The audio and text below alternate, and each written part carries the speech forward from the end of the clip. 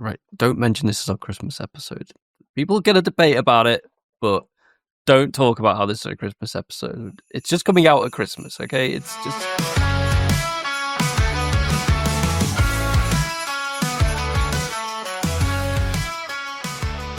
Hello, and welcome to the Dead Spot Cinema Club, the podcast where we select a film that has a particular pop culture significance, which one or more of us have never seen before. We then insist that they watch it and then ask for their honest reaction. Today we are Rhys. Can we say Merry Christmas? Andy. I have not had sex since last Christmas. Amy. Hello. And I am Mark. And you're invited to join us as we watch Die Hard. When people say action movie, 80s movie, Bruce Willis movie, or even Christmas movie, a lot of people will immediately think of Die Hard. Die Hard released in 1988 to limited theatrical release and low performance expectations, which stemmed from a packed schedule of highly anticipated action and comedy films at the same time. On top of this, critics gave the film mixed and mediocre reviews. However, it received glowing reviews from the general audience. Word of mouth led to it being a success in cinemas and the third most rented VHS in early 1989. This was the third major production from John McTiernan, who later established himself as an all-star action director of the 80s and 90s, for a CV including Predator, The Hunt for Red October, and Last Action Hero. Bruce Willis was not the first pick for the starring role, as he had not yet been tested in an action role.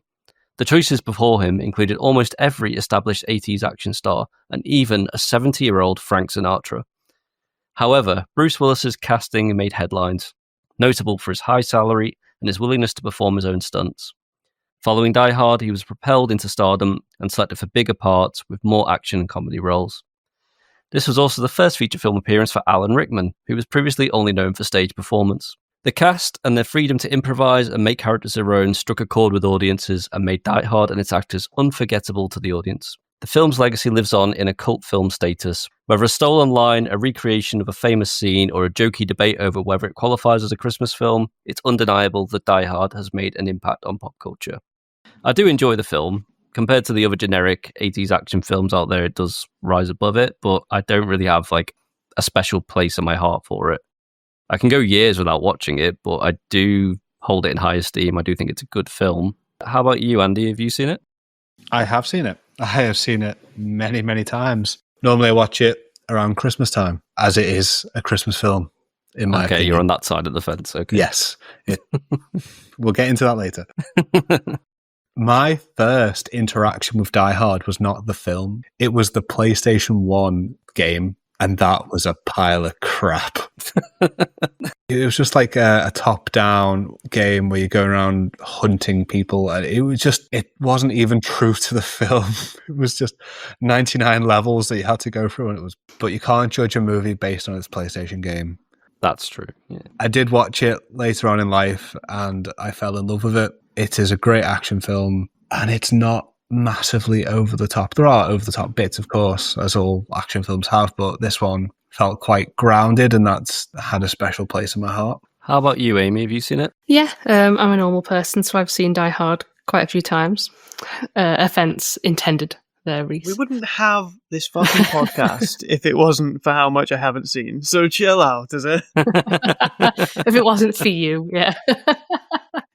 I can't pinpoint the time I first watched this. We would have had it on VHS. So whether I started watching it as a teenager, it was definitely big for me around 16, 17. That's when kind of everyone, friends around me, all the guys were watching this again and again and listening to the Die Hard song, which is maybe one of the best songs about a film ever. The Die Hard song? So good, but I couldn't sing it to you because I won't. And it, it also... It has the plot of the first 4 films as each verse, but it is very, very good. First how many films? So many. Don't worry, we're not asking you to watch the sequels. No. I honestly thought this was a one-off film. For anyone that wants to find the song, it is by a band called Guys Night. Mm-hmm. Guys with a Z? Yes. Maybe. Shows you how classy it is. Normally my Christmas Eve, nighttime film, so it's going to be weird watching it now. It's nearly Christmas. So that leaves you, Rhys. Yeah, obviously I haven't seen this film because it's popular and it's good, probably. I don't know why this has escaped my life for so long, right? It's become a bit of a running joke. Every Christmas, it's the same debates going on, and every Christmas, I go, I haven't seen it, and everyone berates me for it, and I never do anything about it, and I really don't know why, because it sounds like my type of movie. Like, everything I hear about it sounds great. Everyone I know that likes it, I trust their opinion a lot of the time. So I don't know what's kept me from it, but I think it just came out too early for me to get caught up in, well, obviously way earlier than when I was actually old enough to be watching stuff. And then I just think I wasn't with a group that were getting into old movies. We had, like, I don't know, we did sports and girlfriends and stuff. So we then, I think it just became a little bit distant. And then I think it just gets to a point where you identify so much as having not seen Die Hard. It's almost like you have to not see Die Hard. I'll only be on this side of my life once. And as soon as I've seen it, I no longer get to say I haven't seen it every year. And, like, that's a little bit upsetting. I'm not going to lie, because every year I get that input in the debate of, like, I've not seen it. But I'm actually really excited that I'm going to have an opinion on whether it's a Christmas movie at some point. So for me, it was released a year before I was born, so I have no idea when I first watched it. You might have been conceived during Die Hard. Wow, yeah, and I thought of that. It was popular with our friend group in the early to mid 2000s. I think my friends enjoyed it more than me, but the fun was there in regularly sharing quotes, and it was kind of the in-joke to just spit out these quotes out of context. So, Rhys, as you're the only one who hasn't seen it, we've prepared a mini game for you. Amazing. So we've got some quotes from the film, and we want you to try and fill in the blanks. Is this when you get, like, Bruce Willis on Cameo? That would be great. No, you've just got Andy, unfortunately. You do your best voice of whoever does the quote, please. Oh, God. No, that'll give away too much plot. It's better out Too of context. much plot. Trust me. Oh, God. To be fair, all of these quotes, there are 5 quotes for you. 4 of them are said by the same person, I've just realised. If you can guess the context of what's going on around the quote, that'll, bonus points. But if you can just give us a word for the blank, I'm happy with that. We're not going to give away if you're right or not. We're just going to admire your answers. I think I'll be all right with this. I think Die Hard has leaked so much into everything else that I might get you've probably heard some of this. Let's start nice and easy. Yippee-ki-yay, blank. Motherfucker. I know that. Would you want some context? Go on. To me, that is like a post-killing spree line. Like, that is like, drop into a room, spin round with your Uzis, everyone's down, yippee-ki-yay, motherfucker. That's what I'm going with that. Okay. Number 2. Now I have a blank. Ho, ho, ho.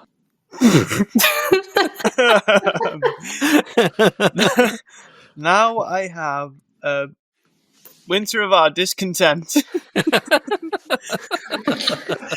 Ho, ho, ho. Ho, ho. I'm gonna go with now I have a stocking. Okay. Ho, ho, ho. Love it. And it's because he steals someone's foot. Okay. Cool. Yeah, close.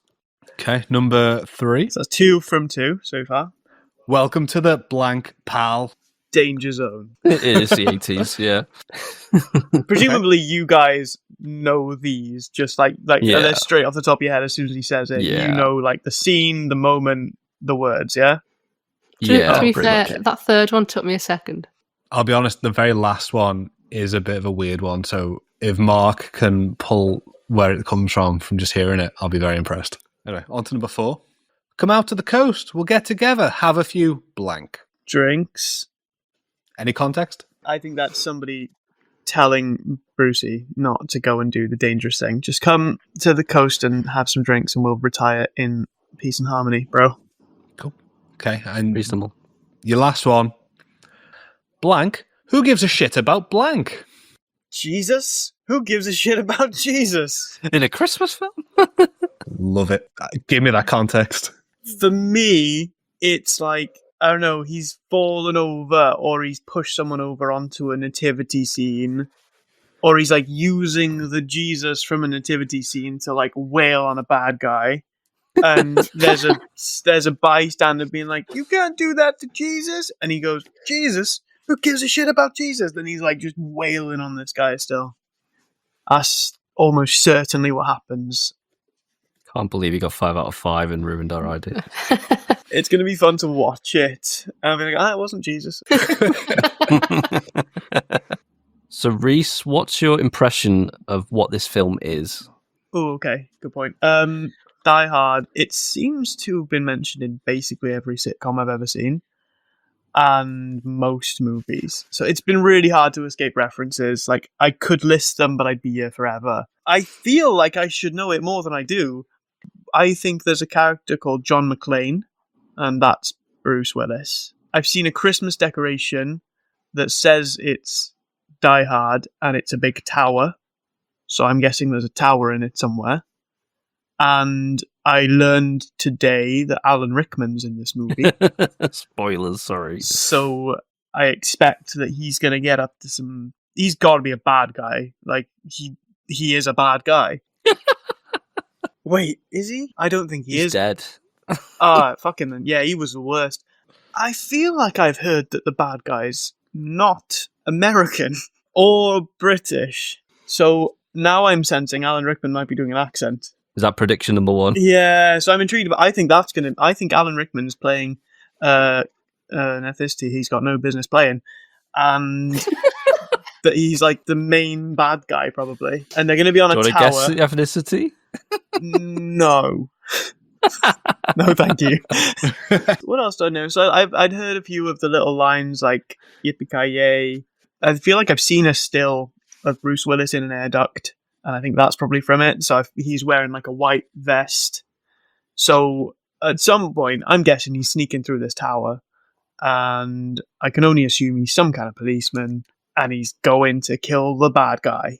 And on his way up there, he's going to kill a fucking load of bad guys. And it's around Christmas time. I can only assume it's going to be set at Christmas. Because then otherwise, I have no idea what would make it a Christmas film. Or maybe a Christmas film. And equally, I'm going to go ahead and throw this prediction in there. If it's set at Christmas time, it's definitely a Christmas film. That's a fact. If it's set on Christmas and I see a Christmas tree and Christmas is mentioned, it's a Christmas film. So my prediction is this is a Christmas film, and I feel that way after I've watched it. But yeah, beyond that, I don't know anyone else is going to be in it. Don't know anything that's going to happen apart from people getting killed. Yeah, I sense I like it. 80s, guns, action, cheesy one-liners. Bruce Willis was in a lot of good movies around then, and I haven't seen one I've not enjoyed with him in it, to be fair. Apart from Armageddon, that was a bit shit. But yeah, I'm excited for this. Like I say, I'm a little bit disappointed that I'm going to have to stop saying I've not seen Die Hard, because I started a lot of conversations. It's been a good icebreaker a lot of times, so I'll just have to start lying, I guess. But yeah, I am excited. Cool. So, do we have any warnings for Rhys about the film? I've been thinking about this, and I can't think of anything that stands out. I can't think of any like homophobia. I can't think of any sexism. No, I haven't seen it since last Christmas, so maybe I just can't remember, but I think it stands up. Andy has said everything that happens in Die Hard is okay. He agrees. He agrees okay wholeheartedly with everything said. All values expressed in Die Hard in 1980, whatever. Andy is willing to take the punt that he is fully in support of all values held and displayed. They're coming to get you. You've been cancelled already. We just fucking said it. Well, can you guys think of anything that might not fly today? I don't think there's anything that would be an issue. If anything, there's things that would have been more of an issue when it came out than they are now.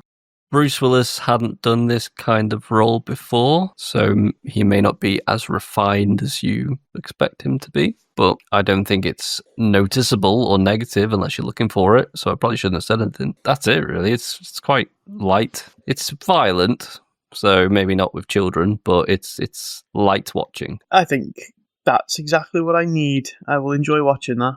I think we've done a lot of heavy movies, and I think some light action would be lovely. Oh, there is one mention of cannibalism. I'll give it that. Wouldn't be Christmas without it. We'll leave it there then, and we'll leave you to go and watch Die Hard. We'll meet back here once we've all seen it. Well, I hope you enjoy it, Rhys. Thanks, I think I will. Yippee-ki-yay. Bye for now. Bye.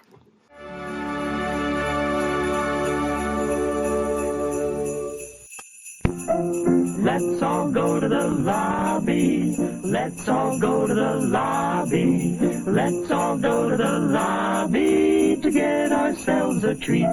And we're back. We should have now all seen Die Hard. Rhys, how did you find it? Very much enjoyed it, I think. Cool. Do you want to take us through your notes? So I loaded up Prime, where I was going to buy it from, and searched Die Hard. And the first thing that came up was Die Hard 4.0. And then I was like, there's at least 4 of these fucking things. So that took me by surprise. But yeah, that was something. So anyway, I got into it. I was very excited, and I paid $9.99 for the pleasure, which seems like a lot for a movie from 1980 whatever, but you know, it's worth all the money we make, I think. So it opened up, and I think when the movie opened, I vaguely remembered a scene from The Office where I had Die Hard referenced without really remembering, because they were talking about a plane touching down, and the first line of it was like, "Scared of flying, huh?" or something like that. You don't like flying, do you? What gives you that idea? So yeah, it was opened on him in a plane. It seemed like he was scared of heights or scared of flying. And him and a stranger just chatting about a fear of landing. I thought this was going to lead into something way bigger. It absolutely didn't have any bearing on the movie whatsoever, because he goes in a massive tower and he's fine. So nothing to do with heights or flying. We find out that Bruce Willis is in the movie and he's a cop, and then has a massive like teddy bear, and then goes into an airport, and really ages the film then, because he goes into the carousel bit and just lights up a cigarette while he's like holding this massive teddy bear in one hand and centimeters away lighting up a fag, like, yeah, daughter's gonna love this bear, just breathing all the smoke over it. Yeah. Then we cut to a fancy party happening in a place called the Nakatomi Corporation. And then there was a lot of times during this movie where I was watching it, and I know in the pre-watch I'd only been able to identify like a couple of references, but there were so many little bits where I was like, oh shit, I know what's happening next, because there actually is a reference. I just had no idea it was a Die Hard reference.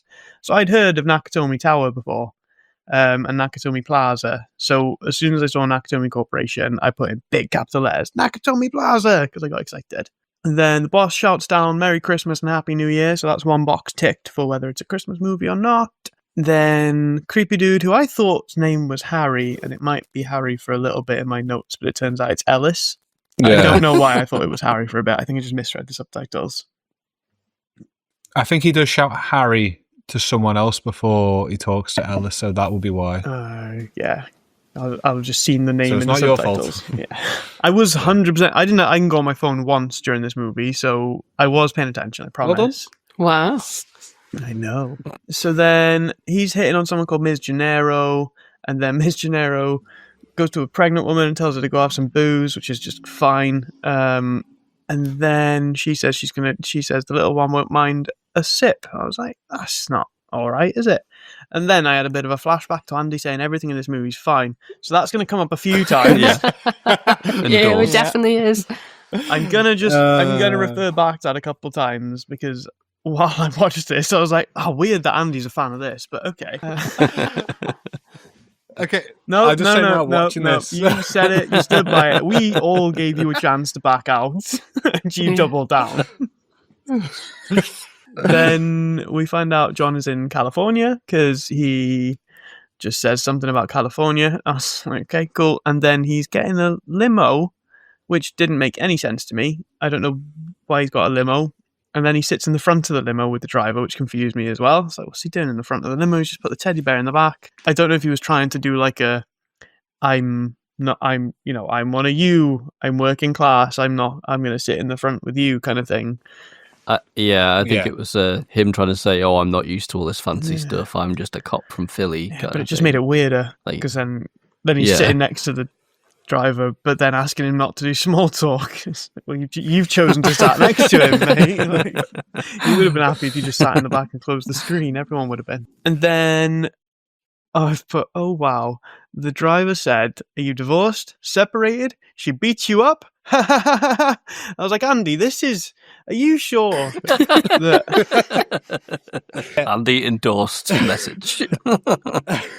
Have we got some sort of tally to see how many times Oh, we could do. Andy's judgment was a bit Do it in the questionable. edit. I do, in my notes, I do have in stars making fun of domestic violence.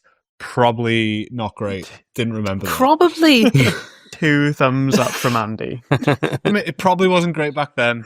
It's not Saying good now. probably. People listening to this heard you not 2 minutes ago say, I don't think anything's aged in this. Do you know? I think everything would be fine. Well, that statement may come back to bite me in the ass. That statement has aged. Okay. John says he's hoping to win his ex back. He's playing it cool, but clearly he's in a bit of pain, which I think you mentioned that Bruce was a little bit he wasn't so much a seasoned actor in this, Mark. But I thought throughout he did a good job of being that kind of a little bit vulnerable, but kind of hidden. Yeah, he wasn't an established action star. He'd been in some major productions, but not action films. This was novel in the 80s action scene to have a vulnerable hero, like someone who's, he's a bit self-deprecating, he's a bit bitter, he doesn't have all the answers, he doubts himself. That's novel for this. Yeah, he was known more as a comedy actor at this point because of a TV show he was on called Moonlighting. Oh, okay. But yeah, he definitely puts that across well, and I think that'll come through a little bit more, being that kind of not like every other action movie, which is nice. Oh gosh, what happened next? Oh, he goes into the tower. They've got like a touchscreen thing, which is wild because it was 1988, but it was really cool. But a data protection nightmare because it just had everybody's full name. He didn't have to say who he was or anything. He just went in and went, "I'm near to see someone," and he was like, "Yeah, just look through the directory and I'll tell you exactly where they are." And that's their full names, kids' date of births, and social security numbers. Just do what you want, mate. The worst thing is that that definitely wasn't touchscreen. It was just timed on a screen for him to press the right time, wasn't it? Just Yeah, that was good though. He noticed that she's changed her surname, which again, just he's like in a little bit of pain with it, but he's not super shocked. So I was kind of like, I wonder what this relationship's like, because he just went, "Oh Christ!" It was kind of, he was almost expecting it, but you can tell it's cut him, which was. Yeah, a lot of character development in very few dialogue lines from him. And then we go up to the party and I can see a Christmas tree in the background, so that's it. It's official. It's a Christmas movie. It's set at Christmas time, literally Christmas Eve. I've seen a Christmas tree and they've said Merry Christmas. They say it like a bunch more times as well. So we can probably talk about it later, but I'm struggling to see this not being a Christmas movie, to be honest. Does had a Christmas song in the car on the ride over. I did. A man kisses him and he kind of likes it, which, again, that for a cop in an 80s action movie, getting kissed by a man and just sort of laughing it off, yeah, I like that. Big fan of that. Yeah. California, eh? Yeah, that was refreshing, to be fair. Then they say that there's some construction ongoing. I assumed this was going to be a bit of foreshadowing about how the baddies are going to get in. I was like, oh, they're going to be like dressed as a construction team or something, or they'll already be in the building working on the construction. But it didn't really seem to be relevant at all that the place was under construction, apart from just that there was more cool shit for him to swing from and throw people into later. Yeah, a lot of empty floors. It just made the props jobs easier a little bit, I guess. Harry's just doing coke in front of his boss. Not Harry, Ellis. He's just there at the table doing some coke, and Bruce comes in and calls him out. The boss clearly knows he's doing coke. He's a policeman. Just such a weird interaction. Yeah, I forgot about that too. Yeah, but no, that was fine. Big thumbs up from Big Andy.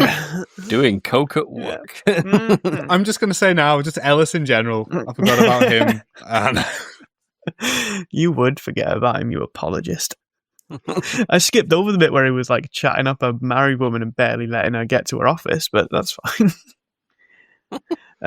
They get reunited. They both seem happy, but it's a bit awkward because they're by her colleagues, so it's kind of hard to see how invested she is in this reuniting and like whether there would have been a big hug and kiss if they weren't there. So again, I'm at a loss for what this relationship is right now. So I'm still kind of guessing.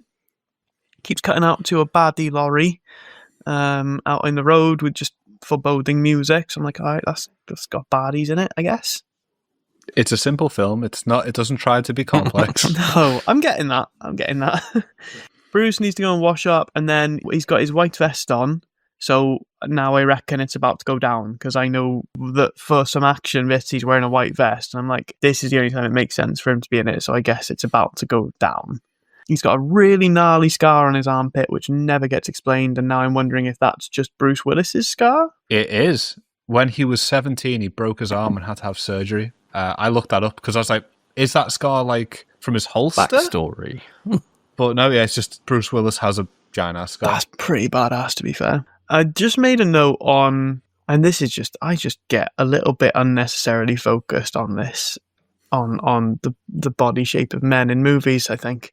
But I just think it's cool that we're watching an action hero movie and he's got like a relatively normal body. Like, he's standing there in his vest. He's not like rippling with muscles. He's not obviously not out of shape, but he's not like rippling with muscles. There's no men watching this being like, well, that's just bullshit. I'm never going to look like that. Potentially why dads love this so much is because it's not like Arnie and Stallone where you're watching it and you're like, well, I'm never going to fucking look like that. They've been doing 8 million crunches before they've gone on set. He's just a normal guy. He's in good shape. And again, that just gave a little bit more to him being slightly vulnerable and being a bit human, I think. And the fact he did the whole thing with no shoes on as well. Like, just a bit vulnerable and a bit normal. It was nice. Did you clock why he wasn't wearing shoes at that point? I did not know why he was not wearing shoes. So it's that conversation with the man on the plane. He told him one of the cures for jet lag is to crunch your toe, make fists with your toes on carpet. Yes, I forgot about that. So he tried it, and that's why he's not wearing shoes. I did make a note of that. That's a grounding technique for anxiety. Like, that's quite a well-known one. And I know they dressed it up as just a fear of flying and jet lag type thing, but that's legitimately, that was two middle-aged men saying that anti-anxiety treatments are nice and help. And then he just confirms it to himself. Says, oh yeah, that works nice. I was like, yeah, therapy's good. Therapy's good, 80s men. Yeah, it's a nice little nod, I thought. So then the baddie lorry again, more foreboding music. I feel like I'm going to kick myself when I see the cast list, but I don't recognise anyone so far, because this is when you start seeing like all the baddies coming out. You get a good face shot of everyone involved. And I was like, well, this is a huge movie. These guys are probably in movies I'm seeing now. But I looked at the cast list in the credits at the end, and I didn't recognise a single fucking name. So I didn't feel too bad. But all of them looked a little bit familiar. I assume they just went on to do more henchman stuff in action movies. There's none I'm aware of that went on to be big stars, apart from Alan Rickman. Alan who? Yeah, they all just seem to be like background actors, really, don't they? Yeah, there wasn't a lot. They were almost extras. Apart from just action, they did a bit of fighting, I guess, and stuntmen. It's almost like you didn't need them to be actors, you could have just got the stuntmen to do it. Blonde guy comes in, shoots the security guard. He didn't need to get a shot. He wouldn't have been an obstruction at all. They could have just said where they would go and he would have let them up. Like, that's what he did with Bruce. And then the whole goon squad is unloaded from the lorry, including what I initially thought was Edward Norton, but turns out to be Alan Rickman. Yeah, see it.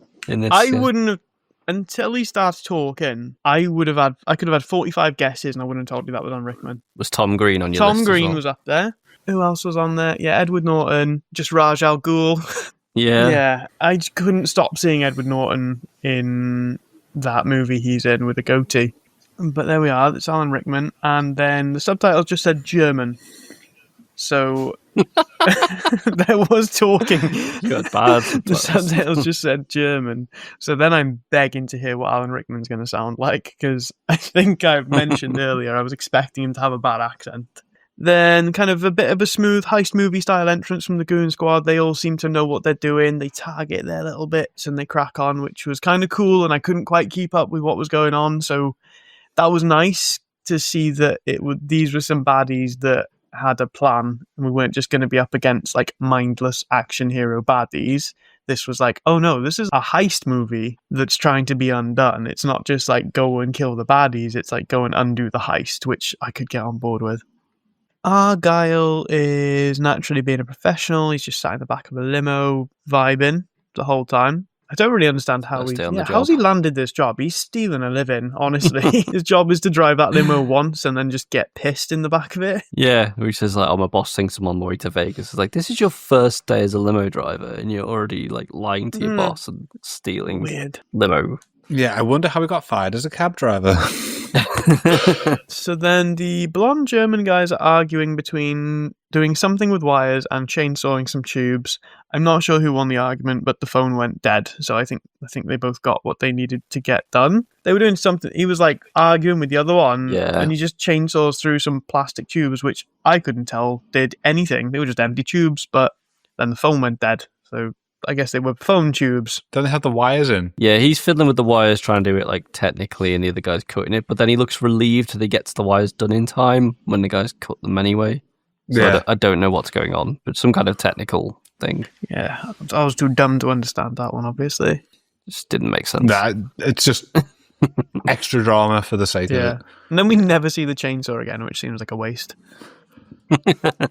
Goon Squad come out of the lift fully loaded, guns in hand, just packed in this lift like sardines, and they all just pour out of it, aiming their rifles within meters of partygoers, and for 10 full seconds, nobody makes a noise. No one notices them, nobody moves, and then they just open fire. It's hard to tell what they're targeting, who they're shooting, because we're just hearing gunshots. Like, I don't know if they're shooting in the sky, I don't know if they're killing a few of them, but it just goes full panic mode, and it gets really kind of fast-paced for a couple of minutes, which is, I think, done really nicely, because you've kind of quickly gone from Bruce and, I can't remember her first name, Holly. You got Bruce and Holly in the bathroom having a bit of an argument, but it's quite low pace.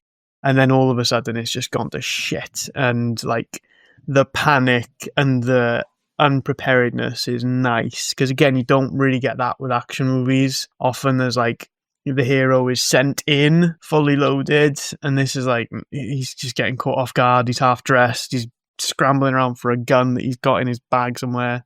Then there's just some tits because they're clearing the rooms, and there's just this woman just not wearing any clothes, and they just drag her out of the room where she was canoodling. So you just get a full-on view of some boobies. I don't remember this. Not watching the right version. I had the censored version. There were gratuitous tits a few times in this movie, like for no reason. So yeah, then they Triple H and Edge just go around clearing the rooms. Lovely. Love that.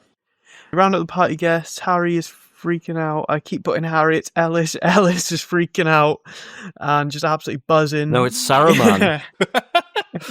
So yeah, he's just buzzing on coke and freaking out, which is quite funny. John's got his pistol, but he's just cutting about in a vest and socks. Sees another almost naked girl in a window across the way.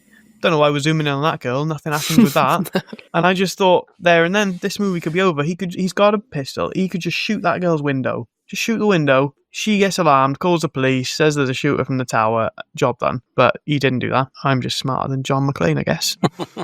It's a cross I have to bear. Then Alan Rickman starts talking. I think it's a good 30 minutes of the film between now and when I realise what accent he's trying to do. So initially I'm like, oh, cool. He's just playing a British guy. Like, no need to worry. He's not doing a really poor accent. He's just being British. And then he has like a few inflections on some things. I'm like, no, wait, is this Rickman doing American? I couldn't quite get it because he had a few little twings. And obviously later it seems to be that he's doing German. He just must not have met any German people ever. Baffling. So as far as I can tell, he's just doing a British accent. And then there's like a couple of words where he goes a bit camp. That's about it. So then the next bit that Andy reckons is okay. Oh, God. So Alan Rickman, we'll call him Hans, is trying to identify who Takagi is. So he identifies 3 people in the crowd that he decides could be Takagi. Yeah, he profiles, doesn't he? Not sure what criteria he's trying to meet in his head, but he circles around 3 particular gentlemen. Ignores everybody else and then eventually identifies Takagi. It couldn't have been a white guy married into a family. No way. Well, he knows his entire life and his parents' lineage. I think it's fair to assume he knows But not what he looks ethnicity like. He's got an idea of what he looks like. Yeah, that's Couldn't weird. find a photo. It looks like birth, education, blood type, Eyes, no Oh, idea. do they all look the same to him? Ooh. And either way, Andy says 2 thumbs up. So he obviously nicks Mr. Takagi. So then we get a view of them loading a massive missile-looking thing into a lift. So that sounds like it's going to be a drama. He's asking for some passwords from Takagi. Takagi thinks that they're going to try and blackmail the members of the board or something, which seems very complicated. And Rickman's like, no, we just want all that money you've got downstairs. Why? What? Well, we just want your money. And then he says, what kind of terrorists are you? Who said we were terrorists? And that's literally what I thought as well. I was like, why is terrorists your first assumption? I know later Hans tries to, part of his plan is to make people think they're terrorists. But why is terrorists his go-to when some people break into a building and ask to steal his shit?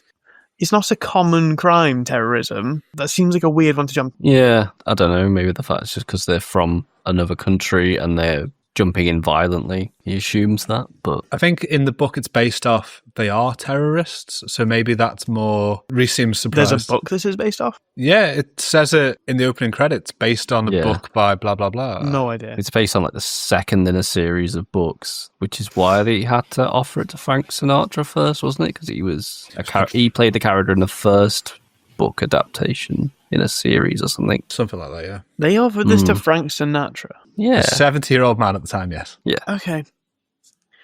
Okay. Wild. So then I put, in this situation, who the fuck isn't giving up the code? He's rich. He has a lot to lose. He has 5 kids and a wife. He's already said that he doesn't think anything can really be gotten from the codes. In what world are you so loyal to your company that you are having a gun to your head and being like, no, I'm not giving you the password? That doesn't make sense to me. Maybe he wanted to steal the money. But he's going to die. Anyone in that situation is going to be like, I'm going to fucking die or I'm going to give this guy the code. If the plot device doesn't make sense to me, why do that? He's just an honourable guy. Presumably they'd have insurance as well against such things. Yeah. I was thinking that. Surely it's insured if you're this savvy of a businessman. I can imagine any of your jobs, though. Imagine someone coming in and asking for anything with a gun to your head. I've had it, mate. Have fun. Fucking take whatever you want. I don't care. Even if we're not insured, even if I lose my job, I don't give a fuck. I'm going to die. Jesus. Yeah, it was wild. So then he's dead. And I was like, yeah, he deserves it. He's a moron. Should have just given the codes up. So for future reference, I now know what Edge's name is. It's Carl, but I'm probably just going to call him Edge. And then there's someone called Heinrich. And I am doing that thing I do when I watch a film where I'm so conscious I'm going to forget everybody's name. I'm writing names down as I go along. Like John McClane. Like John McClane, who I keep calling Bruce. And I can't, for the life of me, spell McClane or remember it. I keep saying in my head, I'm like, McCain, McClane, McClune, McCone. Like, that's one of them. Then cut to Argyle. He's on the phone in the limo. Just Heinrich. He's the one with curly blonde hair. So I'm going to remember Heinrich. And says, Hans, we are on the roof. So now I know one of them's called Hans because I don't know that yet about Rickman. And then I said, I feel like I've heard the name Hans now. Another thing that I didn't know I knew the name Hans Gruber. Not sure why, but at some point the name Hans Gruber has been used. I just didn't know that was a Die Hard thing. So I now know he's Hans, but I forgot Gruber until I heard Gruber. So I thought he was Hans Zimmer.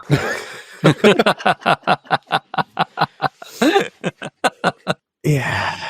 It's just a bit stupid. I'm not ashamed of. Amy, do you want to explain who Hans Zimmer is for our audience that might not know? Hans Zimmer is a composer of quite a lot of theme music. Obviously other things, but yeah. Not a German terrorist. He's not a German terrorist. No. Twins. At time of recording. I was just about to say that. I've got a caveat everything we say nowadays. You never know. He is from West Germany, though, Hansen. He's probably got a pass, then, Brucey is then talking to himself, probably giving us a little bit of a look into his psyche, because he's up on one of the higher floors. He's like, what are you going to fucking do? You should have done this. Why didn't you shoot him? Because now you'd be dead. Okay, he's kind of justifying what he's just done. Which, again, you just don't see a lot of that, which is kind of cool. Then he pulls the fire alarm. That doesn't do anything useful. He's going a little bit crazy because he then sees the police come and then go away. Then a fancy German man in jeggings comes looking for him and says, I promise I won't hurt you. and then immediately just sprays his Opens fire, machine yeah. gun somewhere he might be hiding. So I think he does want to hurt him.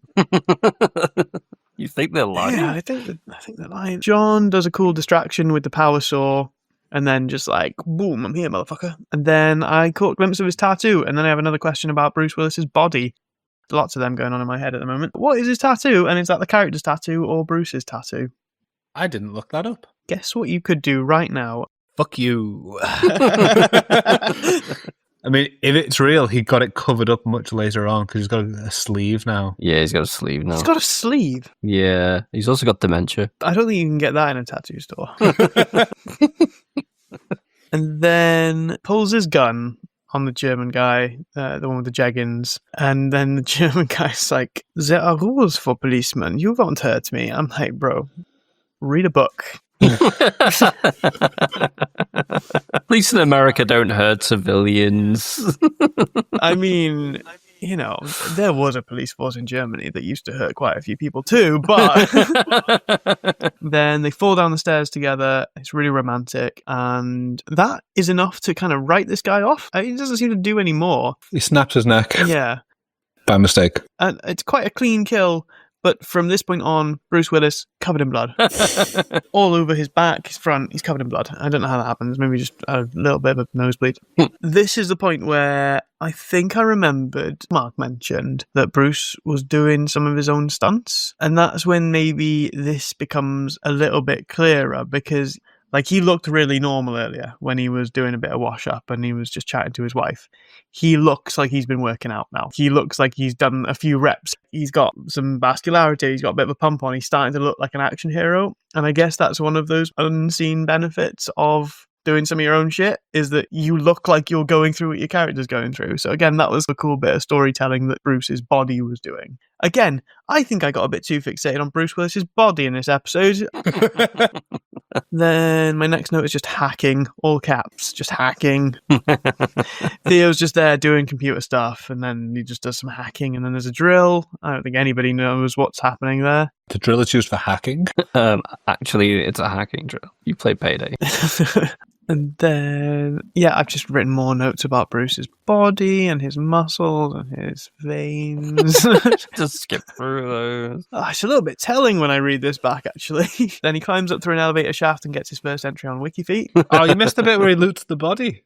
He loots the body? Yeah. He like takes the lighter, he tries on his shoes, you know, gotta kill a guy, gotta loot his body. Totally missed that bit. Yeah, I don't remember that at all. Okay, fair. Yeah, he's desperately trying to find shoes that fit. Yeah, I hate it when that happens. He's like a 9.5, and everyone's a 9 or a 10. Oh, it's the worst. Everyone gets told about Takagi being dead. Then the elevator opens. Probably the best bit of the movie. Old Jeggings guy is sat there looking like a Hannibal victim with written on his jumper, "Now I have a machine gun, ho ho ho." And that's the first quote that I remember from Andy. And yeah. Now I have a machine gun. Ho, ho, ho. Awesome, like really awesome thing to happen, because John has just become Hannibal, stalking these baddies and making them scared. That was really badass. I enjoyed that. Yeah, it turns it on its head a bit that he's become like the thing they fear, crawling around in the vents. Yeah. Like you say at the start, like it's a heist film, but you're not following the heisters. You're trying to stop the heist, and now he's also the thing the heisters fear. That, you know, this predator just turns it on its head a little bit. Yeah. At this point, they don't know who he is, where he's come from, or anything. So he hears this element of fear for them, and it's really cool. Rickman, we then find out his name is Hans. So then I've put, so apparently he's German. In that case, it's really not a good accent, but thank God, because I think I'd rather that than have proper German Rickman. That would probably be way worse. I think he saved himself here. Then this is where Bruce Willis and I have something in common, because he's learning all their names and he's writing them on his wrist for the podcast as well. Hans and Edge are arguing about Bruce. I'm nervous about him not having shoes on. Yeah, he's still not got shoes on. And at this point, the thing that I wasn't liking, he was like running up some steel stairs and you could hear the sound of the impact of his feet on the stairs. I was like, I know that fucking hurt. Thinking about John McClane running around this tower with no shoes on, it would stress me out a little bit. I don't like having to just pop out to the car with no shoes on. It's a weird thought to have to be in action mode with no shoes on. John is then on the roof. Initially, I was thinking, like, yeah, you're up there now, call for some help. But then I kind of thought, he's been quite badass and there's only 6 guys, so I think he's going to be all right. It was this thing where all of a sudden I was rooting for him to just solo it. Usually in things like this, I'm like, no, go get help. This is the thing you do now. There's loads of baddies, go get help. And now you got this. You've taken one with relative ease. They seem pretty threatened already. You'd be fine. He puts a call out on the radio, which is heard by... I didn't catch where these people were from, but they were uniformed people who had the wildest response ever to a call for help. They said, this line is for emergencies only. That's such a strange response from an emergency call. Obviously, the reaction of Bruce going, no fucking shit, lady, do you think I'm ordering a pizza? Great, fantastic stuff. That's some mad neglect. Like, what's their job? I think because he's got a civilian walkie-talkie, he's just basically found the radio frequency that this control room's on. So they're not expecting it to come through in that format, I guess. Maybe they're meant to use that radio to message out to units, and then just suddenly they've received this. But you know, they're in some kind of uniformed service, which is probably some kind of service to the public. And then they refer to the police unit as a black and white, so they've got some kind of familiarity with the police. So you'd think they'd take this a bit more seriously. I thought it was some kind of police headquarters or something, yeah. But again, I guess just, companies that are meant to protect civil liberties just ignoring calls for help from citizens. Just big okay from Andy. So then we cut to a policeman in a shop getting some junk food, pregnant wife, and then the equally fat dude at the till starts fat shaming him, which is weird. It's just like, yeah, sure, these are for you. Fuck you! What are you arguing about here? He's just buying some stuff and being friendly. Literally paying for your job. It's like, what are you doing? Yeah, if not people buying junk food for their pregnant wives, who the fuck is buying that shit at 3 a.m. or whatever time it is? That cop obviously gets the call to the plaza, and then we kind of cut to the firefight on the rooftop, which is, I guess, where you get a sense of the size of the city, because you've just seen the cop looking at the tower and being like, oh, there's nothing wrong there. And then we've got like a really loud gunfight happening at the top of it. So you're like, oh shit, it must be so ambient noise and light polluted at the bottom that you can't even tell there's guns going off at the top. John has to like duck behind the thing, and then I feel like firing 20 rounds into a door just to open it when you're limited on rounds. We've already seen he's only got 3 magazines and he's using full auto, is dumb as fuck, and it was stressing me out, but there we go, he gets through the door. Then some good shit, like sneaking through the fan. He really enjoys propping things open that should not be propped open, doesn't he? It's like a special move. I'm going to get this thing and prop this mechanical thing in this way and then go through. He does it with lift doors a couple of times. He does it with the fan. And it's good shit, honestly. It's good shit. So he sneaks through this fan, climbs down the ladder, needless tits on a calendar as he's walking past then. Yeah, and he slaps it and goes, girls. Girl. Like he's on a scavenger hunt. Yeah. Found the tits in the air vent. Next. Yeah, it means nothing. Did they have to meet a quota of tits or something? Because none of them were, they're rarely necessary for plot anyway. But these were really unnecessary. They did nothing. If anything, they were just distracting. Really distracting. I had to pause for like 20 seconds just to see how distracting it was.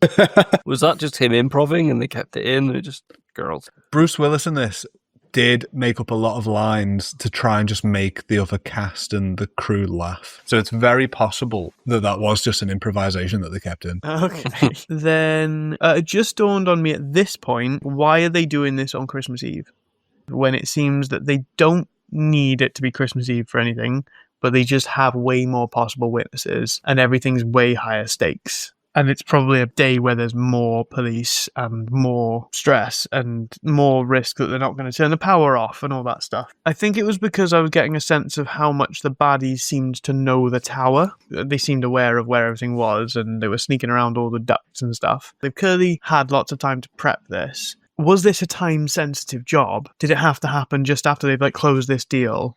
Like maybe the deal was the reason they had all these bearer bonds in the safe or something. But other than that, I couldn't think of a reason it had to be tonight. I thought it's the worst fucking night to try and do it. I had the theory that it had to be when there were lots of people there, but not like a whole building full of people, because his aim to kill most of them so they couldn't tell if they died in that blast at the top. Could there be too many people to work out who was who, and by that point they'd be long gone? That's a good point. That is a good point.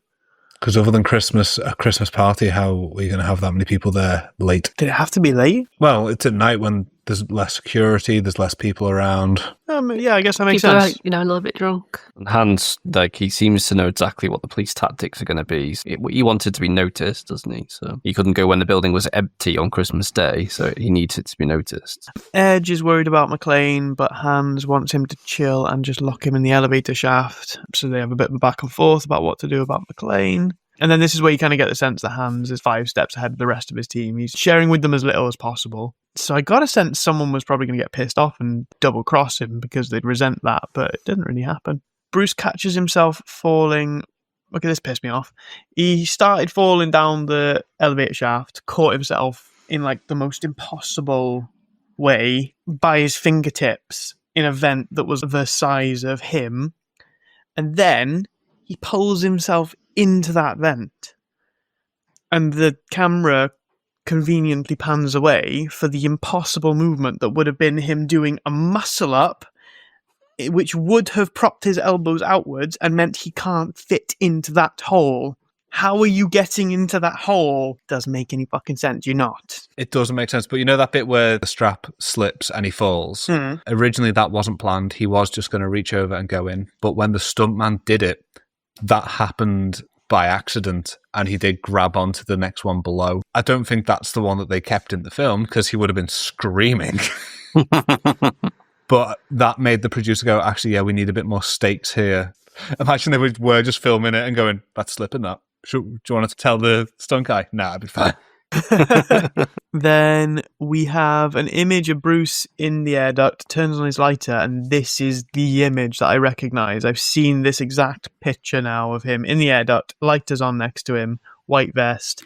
That's the one and only still I've ever seen from this movie, and I don't know what I've seen it on, maybe a poster, but I've seen that exact image and it got me a little bit excited. And what did he say? Come to the coast, blah, blah, blah, that one. Come out to the coast, we'll get together, have a few laughs. But he says it like he's referencing someone else that has told him that. Do we know that? No. No. No, you don't. That's not part of any conversation in the film. Oh, the baddie comes and starts pressing up on the air duct because he thinks he's found him, and I'm really pissed off that John didn't just shoot him there and then. He could have. He had a good shot. The other one has sort of turned his back, so he had a bit of time to get both of them. He just hesitated. I'm just more badass than John McClane, but it's fine. The vest is no longer white. He comes out of this air duct. Something in that air duct has turned his vest brown, which is pretty fucking gross. I'm assuming maybe it goes over the kitchen because it's just filled with grease or something, but it is no longer a white vest, which made me think. I've reflected and remember that I've probably seen people dressed as John McClane a lot of times now that I know that outfit with the white vest and the blood on it and stuff.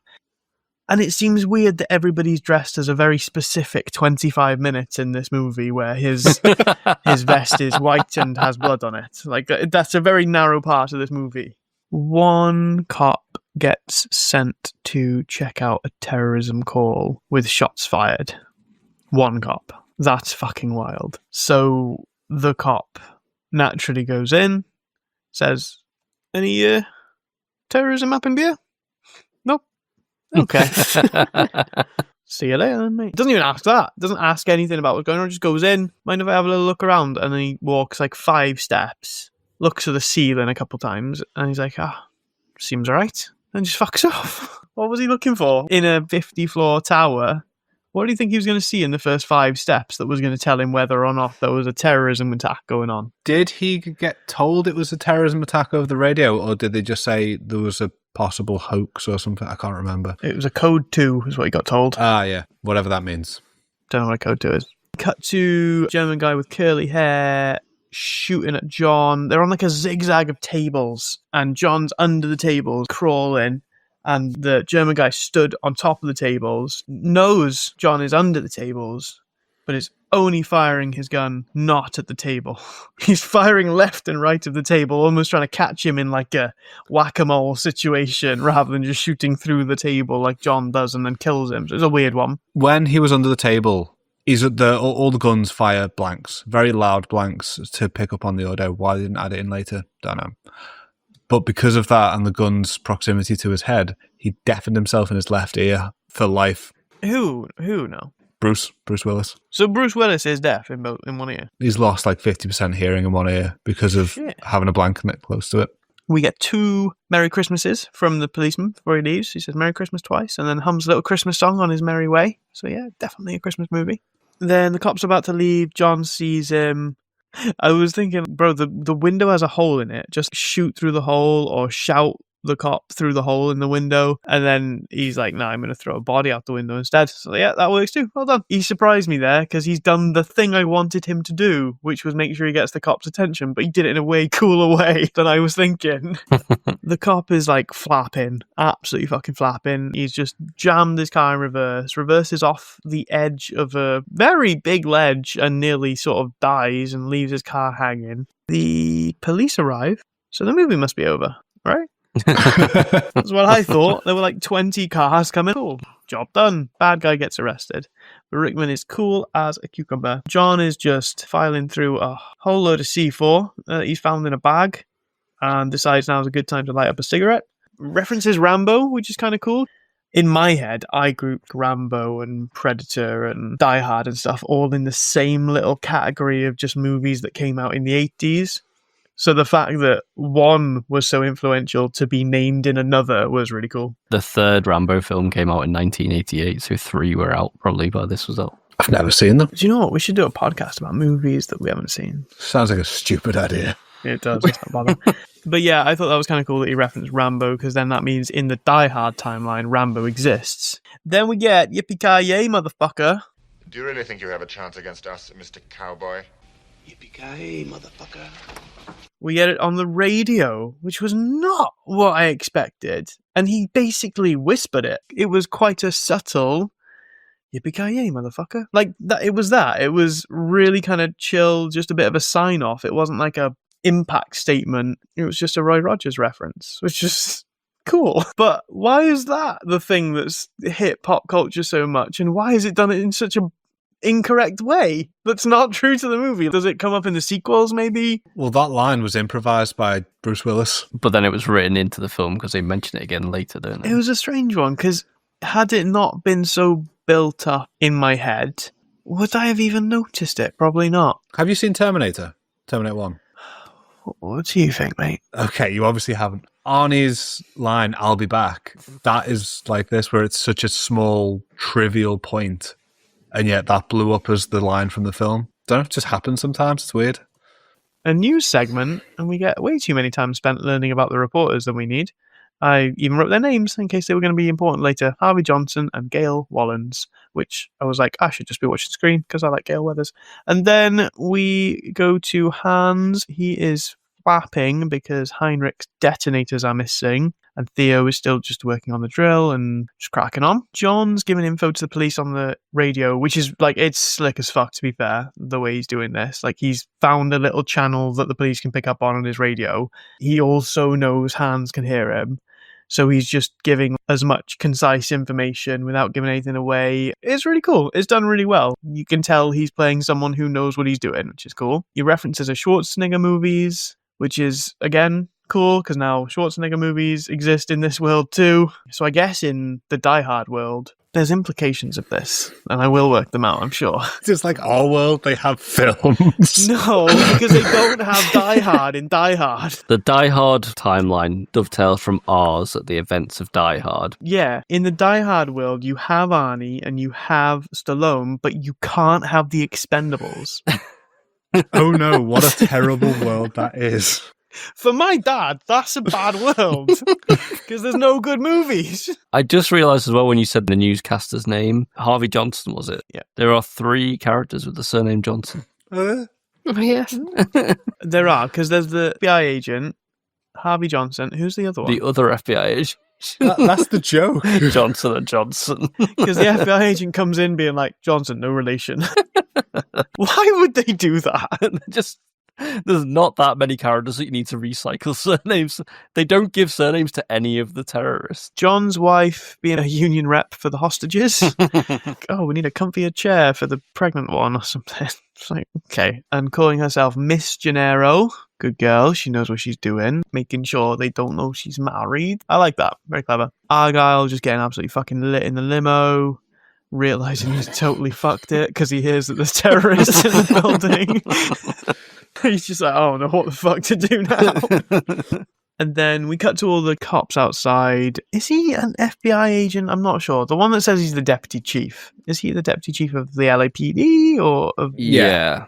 Have you recognised him? I know him, and I know he's always a fucking dick in everything he plays, but I can't remember where I've seen him. So where have I seen him? Think of films that we've done on this podcast. He's the fucking teacher in Yeah. Breakfast Club. It's the exact same character, if it feels like. Yeah. He Ob- is obviously, like- such a dick. Moonlighting as the police in his spare time. I was like, I know his face, and I know he's a dick in everything I've seen him in. And yeah. Oh, amazing. Well, thank you for that. So yeah, he's just saying, basically ignore everything John says and assuming it's those darn kids being silly in Nakatomi Plaza. A ruckus. Ruckus. He's not taking this seriously, despite no evidence it shouldn't be taken seriously. They have a dead body. They have, yeah, they're like, what about the dead boy that jumped out? Oh, it's probably just an unrelated depressed banker, which is, again, a fine thing to say in Andy's opinion. The police are about to come in, so the baddies start locking up the plaza, bringing down the random bars that are in the middle of the foyer, and the police look very, very poorly drilled and under-equipped. There's just 4 lads with some matching black clothes on and woolly hats, no helmets, No helmets. no body armor, just a backpack on one of them, which we later learn has a welding torch in it. These 4 lads are just chaotic energy. Like, they're running in no kind of order. They decide to stop in the middle of the open road for a bit of a cover check. And Stack up they're against just- glass. Yeah. Like, they've just taken 4 members of the public and be like, can you just... Here's some weapons. Can you just go and have a go at those terrorists? See how you get on? They don't know what the fuck they're doing. They just run in a random order, stop in random spots, and then just run up to the door. Fun fact about Uli, who is the terrorist that is waiting at the bottom for the police to come in next to the candy... What's the word I'm thinking of? Stall. Stand? Kiosk. Kiosk, good word. The one with the funky facial hair. Yes. Is that when he is waiting there and then kind of just looks down and picks whatever chocolate bar he picks up, that was completely improvised by him. Nice. There's loads of rappers around him and in the later scenes, isn't there? Yeah, like 50 Cent Exhibit is like... Oh, God. Jesus. Good shit. Good fact. Like that. The police are not pulling back, despite clearly not being prepared for this with their 4 lads. And then they decide to send in the car. I'm not sure what the plan with the car was. We don't know how many people were in it. We don't know what it was going to do once it maybe got through the front door. But it wasn't going to get up the stairs. Into the lift. Yeah, and it wasn't going to get through those bars that they brought down. So, I don't know. But they just had money to spend, so they wanted to blow up a car, I guess, which is cool. The car struggled to go up steps. Why aim for steps? Yeah, the banister almost took it out. But then, even though it got through the banister, it's not going to get through Triple H and his bazooka. They set up a massive bit of heavy artillery and just launched 2 missiles from the first floor window. Yeah, it seems a lot higher when you're following them setting up. And then when you see it from outside, it's like, it's right above it. It pans out and it's like, you are burning your face off, my guy. Very risky material. If that wasn't enough explosion, John just chucks a bagload of C4 down the elevator shaft of a tower that he is stood at the top of with hostages on floor 30, including his wife and a pregnant woman. He doesn't know how much of an explosion that's going to make. I certainly don't, so I don't expect him to. But he just launches this down there and blows up the fucking tower. When he's doing that, he puts in like 2 detonators and goes, fuck it, and puts a 3rd one in. Does the number of detonators affect the C4 in any way? In no way at all. A current just has to pass between 2 and it It's going to take the shortest route and then it's going to activate. Yeah. When one goes off, the rest are going to go off. So that was just a wild risk on his part. And the fact that the tower stayed up after that is crazy. But I guess C4 doesn't melt steel beams. Hans Gruber is then the name we learn. We learn his surname because the news seemed to have a bit of background on him, that he's been expelled from some terrorist group. Special Agent Dwayne "The Rock" Johnson says, like, oh, what are you trying to do? Kill everybody? We all just got covered in glass. And Bruce is like, glass? Who gives a shit about glass? Who the fuck is this? I've got 100 people down here and they're covered with glass. Glass? Who gives a shit about glass? Who the fuck is... Great quote. Love it. Enjoyed that one. The fact that that was his first interaction with this guy, he's trying to reprimand him for getting some glass on some passerbys. It was so funny. You know, his reaction was just perfect. He's like, who are you? I was talking to a policeman that seemed to have his head on straight. Like, who are you just trying to tell me off? And then good old Al gets the radio back. He goes... This is the funniest bit in the movie. Maybe my favourite part. He just goes, hey Roy, how you feeling? Oh, pretty fucking underappreciated, Al. Hands down, funniest bit. I was laughing when it happened, and then I wrote it in my notes, and I was laughing when I wrote it. It's just so blasé the way he says it. It was great. He was just like, I'm doing my best. Who's this idiot that's telling me off? I don't know what's going on. I've just taken out several international terrorists and being told off for breaking a window. Yeah. Ellis the Worm is up for some negotiation. It feels like he hasn't heard his voice for a bit too long for his liking, so he decides he's going to go and start negotiating with terrorists. I do not condone Ellis's sentences. You sure about that, It's mate? not what you said before. It's not what you said not long ago. I can't tell if the actor is shit or if he's just playing a guy with no charisma who has read the game. But he's just doing lots of this. This is his move. And for the listeners, I'm just rotating my wrists. Like, he just does this every sentence. He's like, hey, I know you're a reasonable guy. You don't want to kill these people. How about we have a chat? We do a line of coke and we have a chat and we get some pizza and we get some coke and we get some pizza and you know, you're a busy guy. I'm a businessman. We can make this work. It's like, who do you think you are, mate? You've just come into this situation well beyond your depth. You could barely handle being a quiet hostage, and now you think you're just going to, like, talk this guy down from his very well thought out plan because of what? He's going to respect you for being a slightly mediocre businessman? You're not even a big deal here. So I didn't enjoy that whole interaction. Then he goes, Hans, baby, I'm your white knight. And I went, yeah, you are a fucking white knight, you little incel. Ellis is about to give away the game. That's when we start to get now, like, Hans has decided, ooh, I can get some information out of this idiot.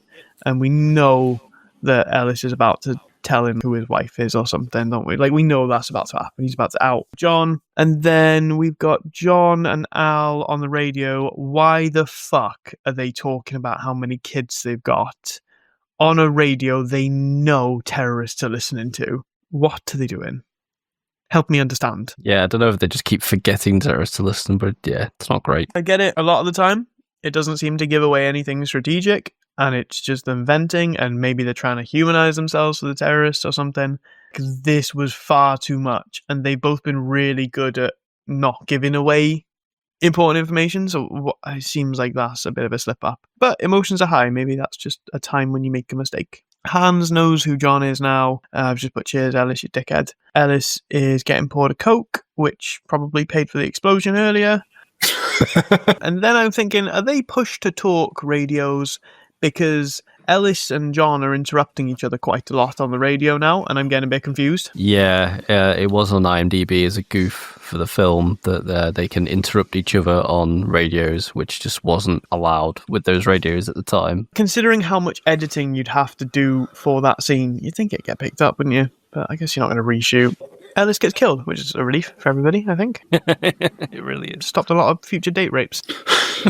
But how is this police guy such a moron? Deputy Chief Dwayne "The Rock" Robinson / Johnson, because I think he fucked up his own name at one point, is a fucking melt. He seems not to understand how humans work. He seems to think that John is doing this whole mind manipulation thing, and he's actually creating this whole narrative and trying to. He doesn't seem to understand that sometimes people just ask for help because they're in trouble. It's like, surely to get to the rank of deputy chief, you can't be that skeptical about people. Doesn't make sense to me. He's just a tool. He just needs to go to detention.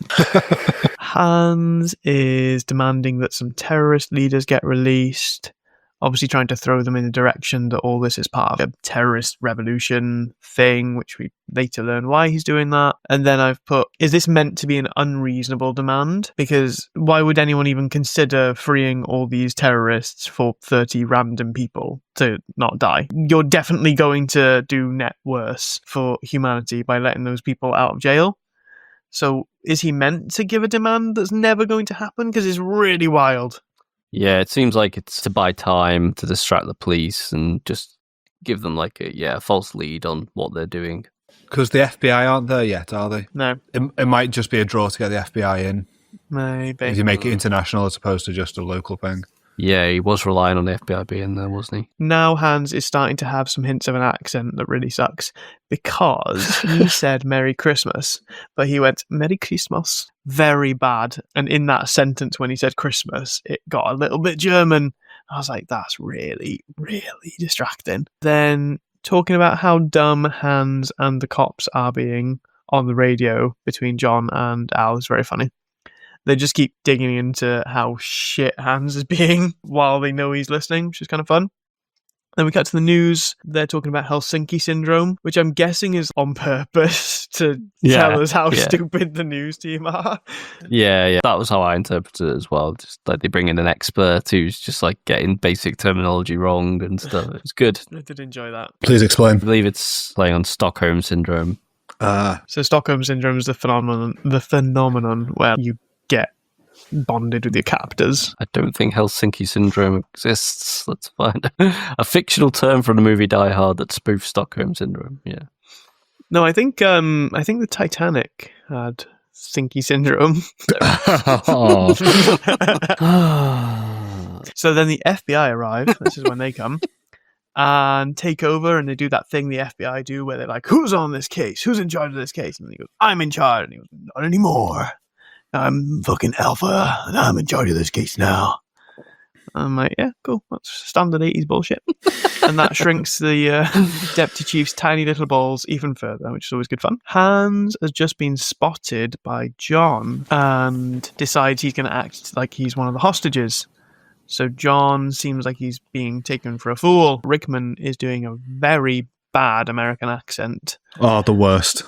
And I can't tell if he's doing a good job of doing a German guy doing a bad accent, or if he's doing a bad job of a bad German accent doing a bad American accent. Based on just accents in the film, I don't think he can do them. I don't think Alan Rickman can. Well, he definitely can't do accents now. Oh. But it wasn't his strength. I don't think it was his strength. No. I would have made a good joke then if I knew what he died of, but I don't. How did he die? Hard. Apparently he was praised for his Irish accent. And that killed him. Wow.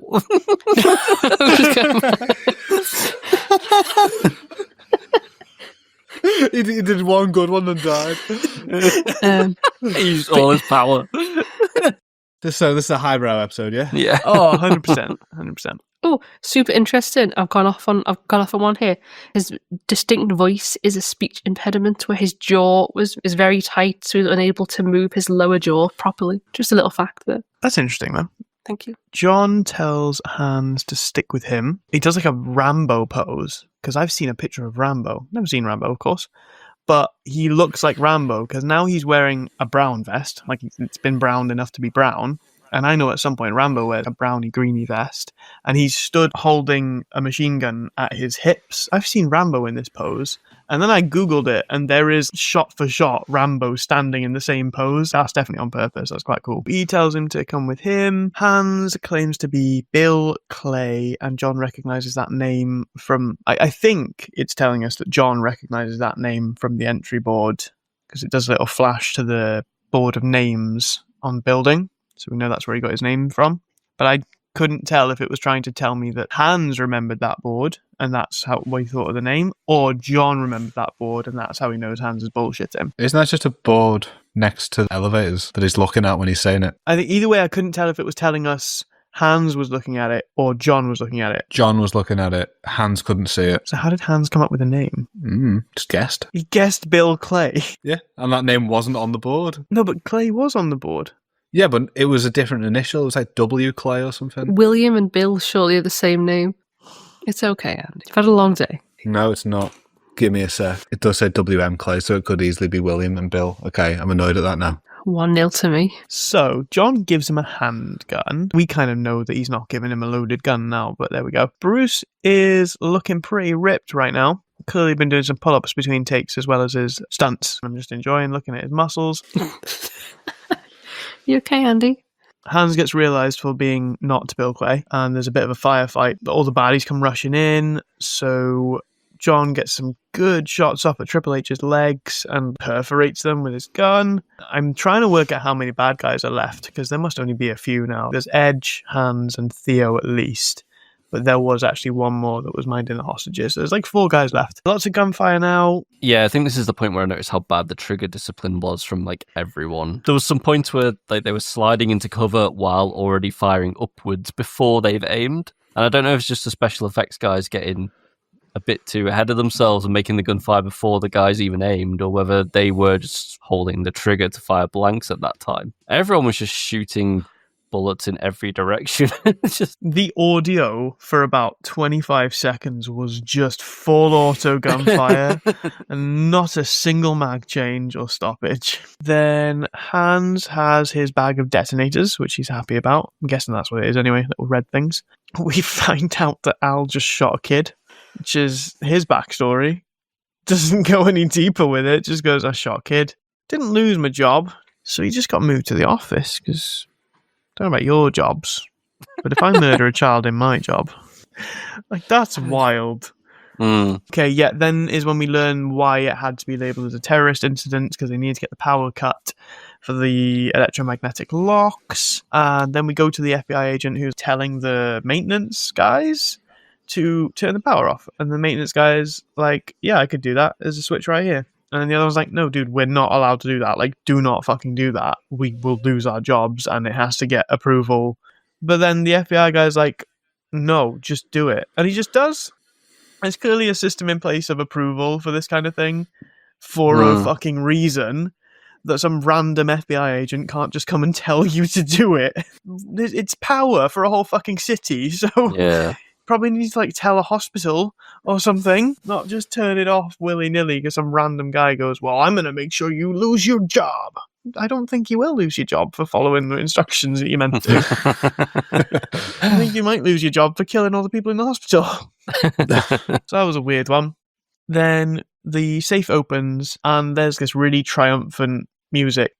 I don't know, I feel like it's got like a British undertone sometimes when it plays. It's like that one. No, it's not Rule Britannia. It's a different one. It sounded like it. Definitely not. What was Rule it? Britannia. But it was like it. What fucking was it? It was probably Hans Zimmer. Ode to Joy. It's the Peggle music. Do you play Peggle? I do play Peggle, but I don't know what the music sounds like. I can't remember. But no, I got it now.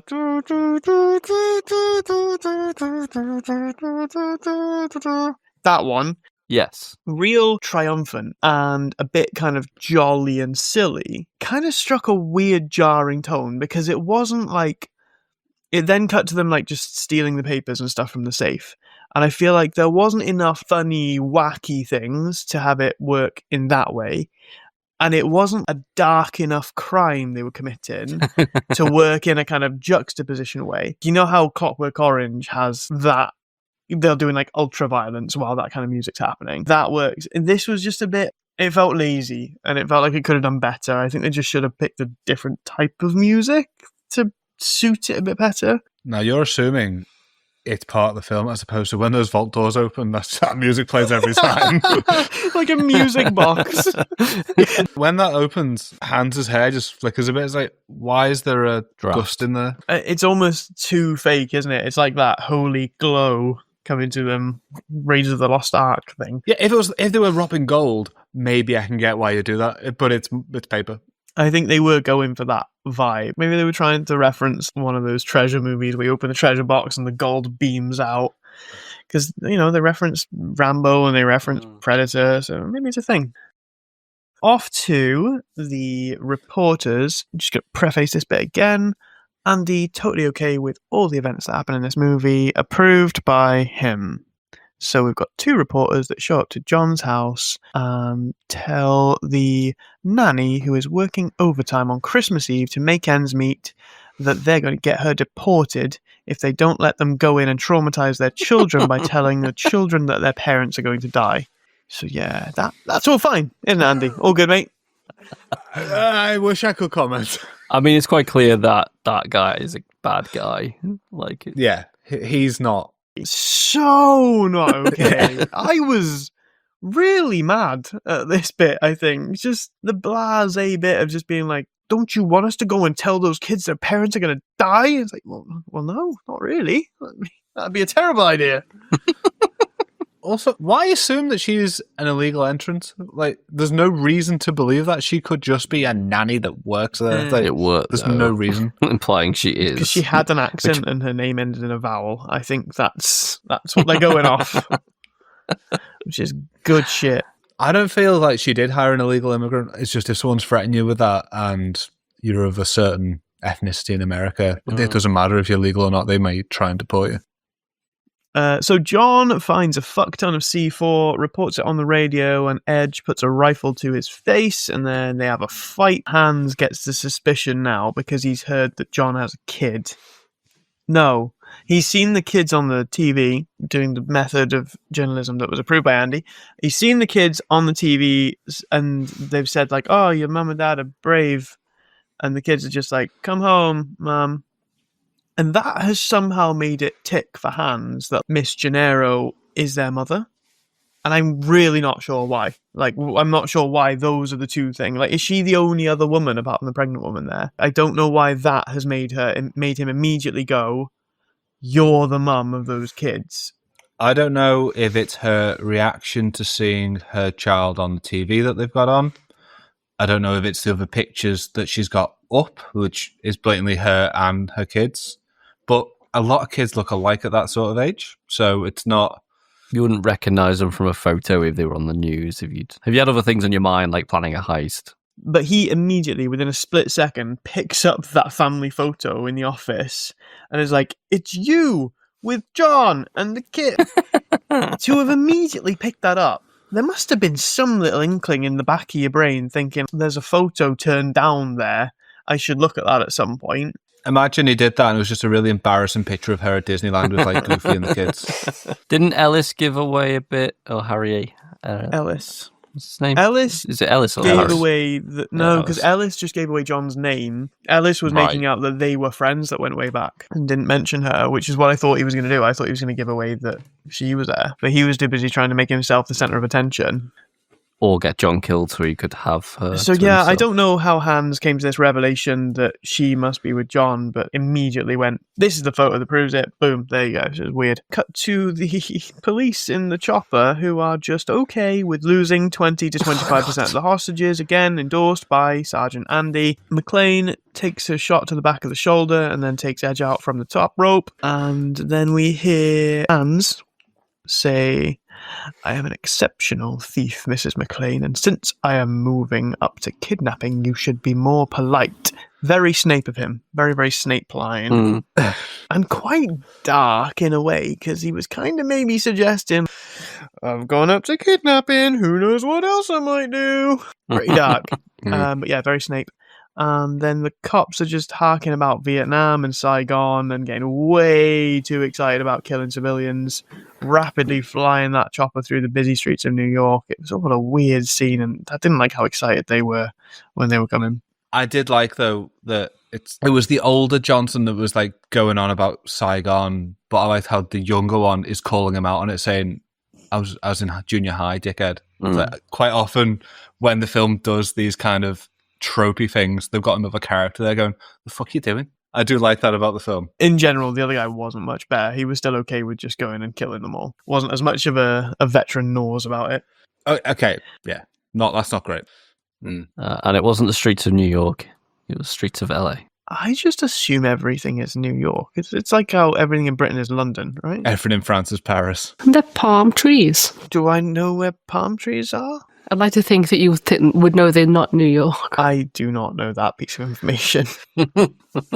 Also, I feel like it's a rich area. You can just plant shit. But yeah, that's just me being dumb. Don't worry about that too much. John is just cutting through the bullshit and killing everyone now. He's making his way up to the roof and he's stopped having big fights with people and he's just shooting them. So he just kills a guy and warns the hostages to get downstairs because the roof's going to blow. And after all that alpha bullshit in the chopper, they miss one single target with billion shots. They can't even shoot John, who's running in a straight line. So they're just dumb. After the shooting at him and he dives off, did you notice anything about John? Apart from all his like rippling muscles and stuff that I usually notice, no. He had rubber feet on and you could clearly see like a gap around them. He had rubber feet on. So he didn't injure his feet when they were running around. They had prosthetic rubber ones over them. Most of the time you don't see it because his trousers cover the joint, but in that scene you can quite clearly see it. I've never noticed it before and it ruined it for me a little bit, but there you go. Shit movie. And then John decides to tie a fire hose to himself, and I've just put at least turn the water on. That might do something, but just tying a hose to your waist and jumping off a building, you're going to die. He says, I hope I don't die. And I've written, no, you will die. You will just die. This will kill you. This will snap your spine and you will die. But he doesn't die, which is weird. There's no reason for him not to die. He got the hose out, and initially I thought he was going to fire water at the helicopter. So I didn't even see this coming. It was such a stupid idea, but it worked. And then he decides to smash through the glass. Another of his fantastic ideas. Not a cut on him after he goes through that glass. Covered in blood after snapping someone's neck, but he has just smashed his whole body through a window pane and not a cut on him. Chopper gets taken down. John takes cover in a very small pond and he is okay. He starts making his way up from the foyer and a Christmas tree falls down, which is very sad. Christmas tree tick. We already saw the tree earlier, but yeah, it's really in view and it just slowly falls to the floor, which is, I don't know, symbolic, maybe? Who knows? Christmas is over. Argyle is still there. He's seen them drive an ambulance out of the lorry and does not have a clue what's going on, and neither do I. John has got 2 pistol rounds left, and he sees some Christmas tape and some wrapping, and I know this now. I didn't know that this was a Die Hard thing, but I know he's about to tape the gun to his back. I don't know why I know that, okay? I think it might be from Community. Possibly, yeah. I feel like it might have been one of the paintball episodes. Yeah, sounds about right. But I knew he was about to tape a gun to his back. Then there's loads of bearer bonds just getting scattered on the floor, which just really stresses me out for the rest of the fucking movie. All these bearer bonds worth $100 each just throwing around the place. Don't like it. Don't like it. It stresses me out. And then we get Hans! And he's like limping down. And you can see his John McClane's silhouette walking through this fiery corridor. Hi, honey. Which is quite funny. I know there's a gun taped to his back now, but I don't think Bruce Willis knows that because he's walking in this really side-on limp. So the guy who stood in front of him, not Hans, would actually have a really fucking good view of that gun.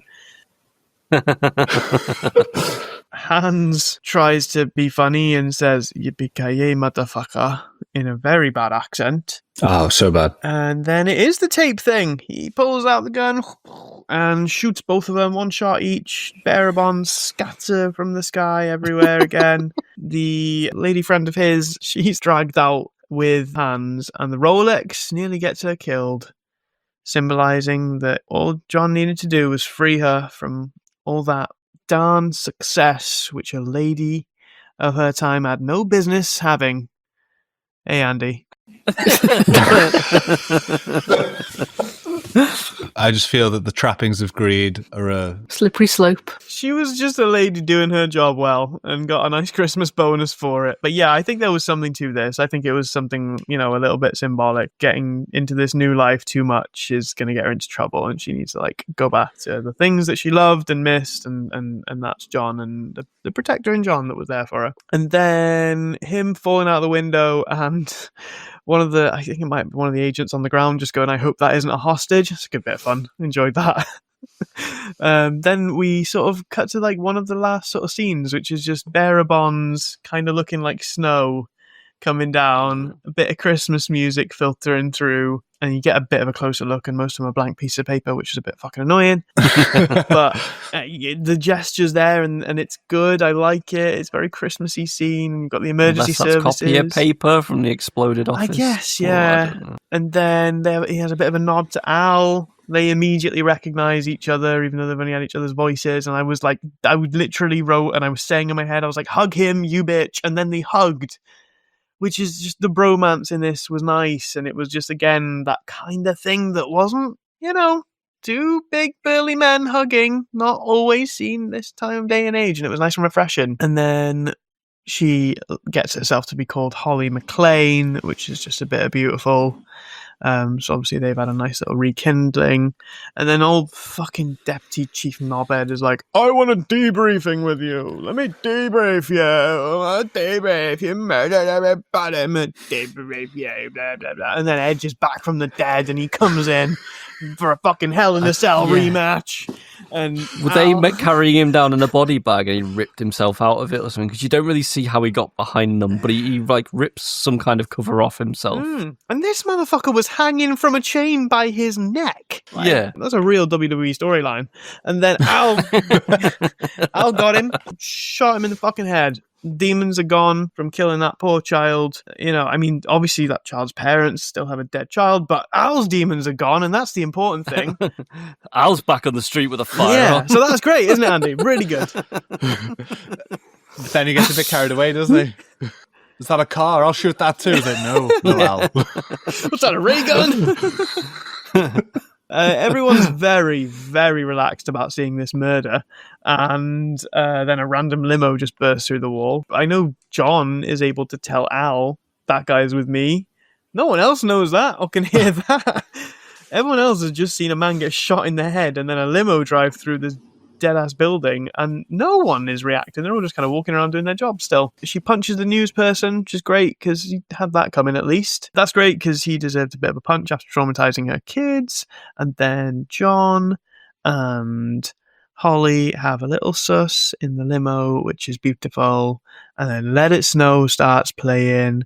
And in what fucking world is this not a Christmas movie? And that is Die Hard. I watched Die Hard. I'm no longer a person that hasn't watched Die Hard. So the quotes, did you think you spotted them all of Andy's quotes? I think so. 'Cause we had 5. There was 5. There was the ho ho ho. Yeah. Which you said, now I have a stocking because he stole a foot. Yeah, exactly. I was just I was referencing the rubber foot thing. So yeah, I see. Yeah. There was the glass. I don't give a shit about glass. Yeah. Jesus, who gives a shit about Jesus as he breaks the nativity scene? Yeah. There wasn't any Jesus in this. Okay. Number 3, welcome to the danger zone, pal, is what you said.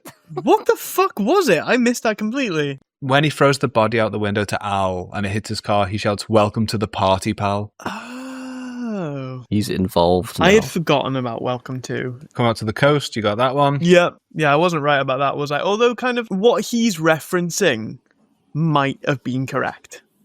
Know what I mean? Yeah, I think it's like a conversation he must have had with Holly before the film. That's the reason he's flown out there. Yeah, like she so may well have been coast. like, don't work overtime on Christmas and do dangerous shit. But nah, I was definitely thinking like he was going to get sent on a secret mission and someone was going to tell him not to go on that mission and just go and chill. You did get yippee-ki-yay, motherfucker, but you thought it would be following a killing spree rather than just a casual sign-off. Just a nice little sign-off, wasn't it? Lovely bit of business. Do you want to go into your other predictions? Oh, yeah, if you got them there. So you knew there was a character called John McClane, and you thought he was going to be some kind of policeman. Correct. Genius over Correct. here. Yeah. There's a big tower in it somewhere. God, do you know what? I'm astounded by the level of genius I am about this movie that came out 28 years ago. The word you used was on his way up the tower, he kills a lot of bad guys. Yeah, I thought there was just going to be like, in an old video game, a boss at the top. Like a GoldenEye level. And you just, because Andy even said he played the video game and there were 99 floors. And I was like, oh, there's going to be 99 floors and the boss is on 100th floor and he just has to kill everyone on the way up. I also said it had nothing to do with the no film. bearing on the film, yeah. Yeah. I didn't listen to that. So you said Alan Rickman is a baddie and he's playing an ethnicity he has no business playing. I think I nailed that one, if I'm honest. I don't think he knew what ethnicity he was playing. I think he gave up halfway through trying. He tried at least once or twice to go German and immediately mid-sentence regretted it. When he was doing the German lines, it wasn't bad, but yeah, speaking English in a German accent was not good. No, yeah, he did actual speaking German, which was fine, yeah. But it's really hard to do a German accent and not sound over the top camp. So he did err on the side of caution, which I can respect. The character didn't really need to be German, to be honest. I know, they had people on the team who were not German, so he could have just been the British guy on the team. Yeah. Yeah, because there was that one that he said something German to, and he was just like, "What?" And he went, "Shoot the glass." He asked the German guy to do something in German. He was like, "I don't understand." Yeah, and those Germans look very Scandinavian to be German. Yeah. Very pretty and Why do you think that? supermodelly. Why do you think that is, though? I don't Are know. you pausing because you don't know? I feel Amy's being racist, and I don't know why. Post-war Aryan ideals. I'm not the racist one, yeah. I think she's being clever in a way I'm not. It's okay. Yeah. You thought there would be crawling and air ducts. There was. You thought there would be some memorable quotes. Oh, 100%. I'm taking pretty fucking underappreciated to work with me every day. Thought it'd be a Christmas film. Yeah, absolutely. And where do you guys land on this? I made myself clear I was 100% Christmas film at the beginning. It's a Christmas film. Mm-hmm. I don't see why it can't be if Home Alone can be. So Yeah. That's what I don't get. I'd love to speak with someone now who says it's not and find out why it's not. So I looked up why people think it isn't. They think it's just an action film set at Christmas. That's not saying why it isn't. That's just proposing something else it also is. It also doesn't help that it came out in July. But so did Jesus. That's a really Christmas films come out at Christmas, come out November, December. it didn't come out in July to us. We just rented it later. Yeah. People think that it's more of a background setting than being integral to the plot. And those wrong people think that if it to be a Christmas movie, it has to be like a plot centered on those holiday themes. So Santa had to save the hostages. Yeah. We've discussed how a Christmas party is central to the whole plan of the villain. Yeah. John's not even going to be there if it's not Christmas. Die Hard doesn't True. happen if it's not Christmas. They all just die. It's not Christmas without Die Hard. I mean, it's not Die Hard without It's not Die Hard without Christmas. Yeah, I can't understand it. Like, yes, it is an action film that is set at Christmas time, but Christmas isn't a genre. It's a time. It's like saying it's not a summer movie. It's just a movie set in summer. You could just say it's a rom-com that happens to be set at Christmas. Love Actually isn't a Christmassy. Doesn't have to be Christmas. that could work at any point in the year. Home Alone could have been any trip. Snowman could just be February. Yeah. Santa Claus could have been anything. Yeah, I can't get behind it not being a Christmas movie. I mean, don't get me wrong, I'm probably never going to watch this movie again. Definitely not at Christmas time. But that just means it's not a Christmas staple for me. I could totally see this being a Christmas movie for people.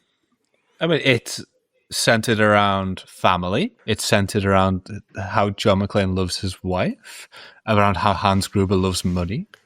There's conflict. There's resolution. What more do you need in a heartwarming Christmas film? Kids getting traumatized by adults. Christmas. That was it for your predictions. I think I did all right. I'm not going to ask, would you now go and watch the sequels? Because I really wouldn't recommend them. Would you not? I don't remember enough about Die Hard with a Vengeance, but anything after that, certainly not. See, I'm curious about the sequels. I wouldn't watch this again. I think it was okay. But I don't know if it has anything to offer me on a rewatch. But I've grown to like John. You have thoughts on the sequels, Andy? Or?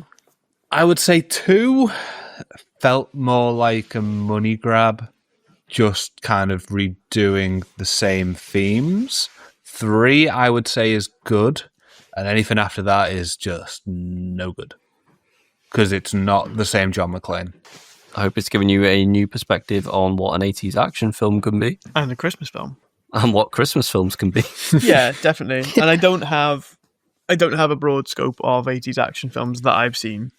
So to be pleasantly surprised by one and go in and actually see some fairly progressive themes and be misdirected by what I thought were going to be cliches. Like, that's quite nice, to be fair. So I'll probably go into other 80s action films with a bit of a cleaner slate because of this. It's probably set me up quite well for other movies I've not seen of the genre.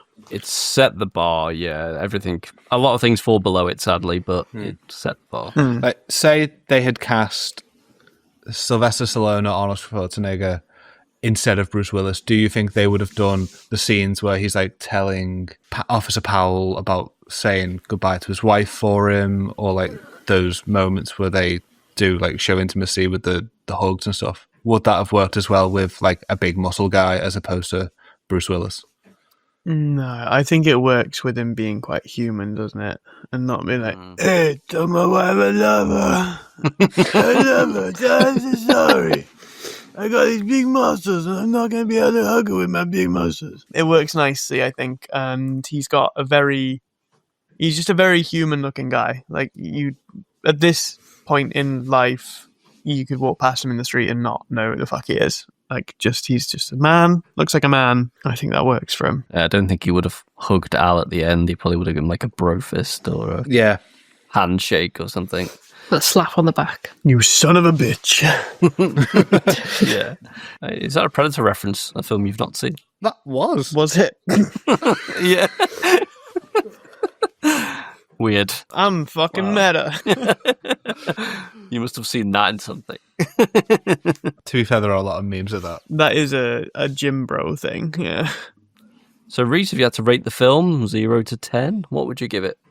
Oh, I definitely enjoyed it. And if we're going with that 5 is just kind of watchable, I'd push this around 7.5. Let's give it 7.5. It was on the good side of watchable. I'm probably not going to watch it again. Like I said, I don't think it's got much to offer and rewatch. But yeah, it's on the good side. And it does, for its time as well, very, very, very good job. 7.5, I think, is fair. Yeah, good score. Much better than the last one. Yeah.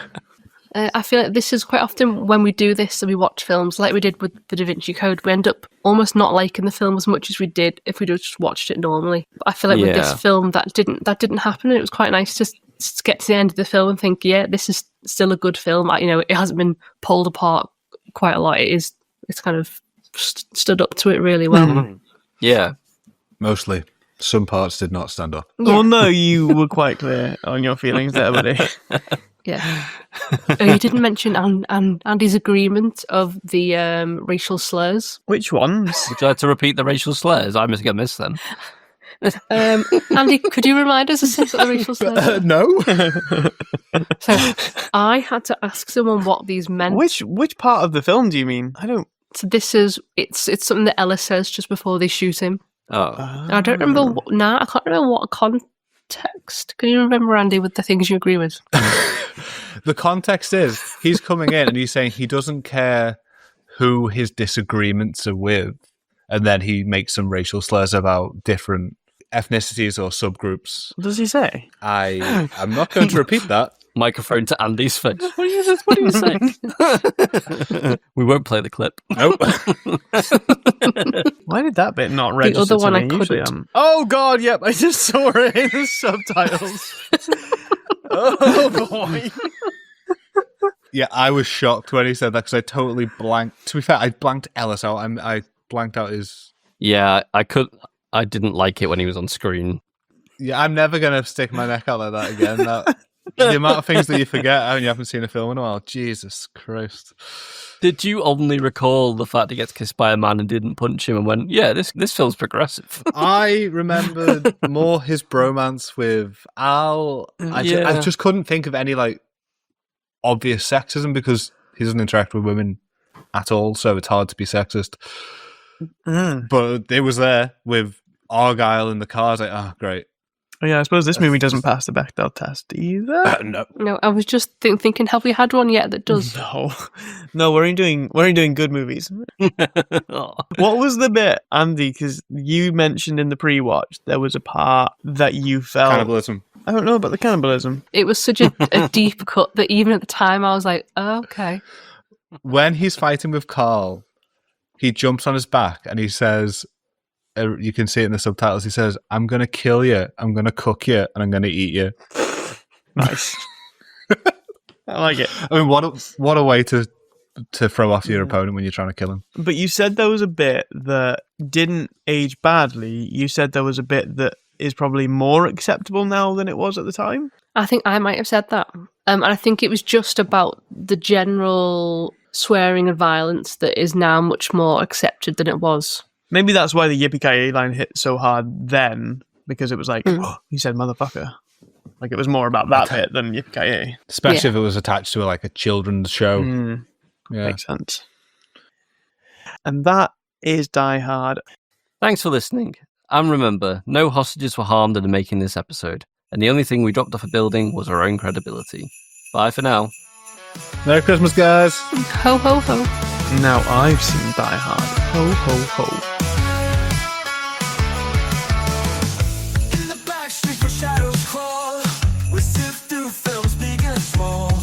Projectors flicker, tapes rewind, chasing stories we have yet to find. It's a dead spot cinema club. We've seen some things, but we haven't seen enough. With popcorn dreams and midnight screens, we're chasing scenes through broken beams.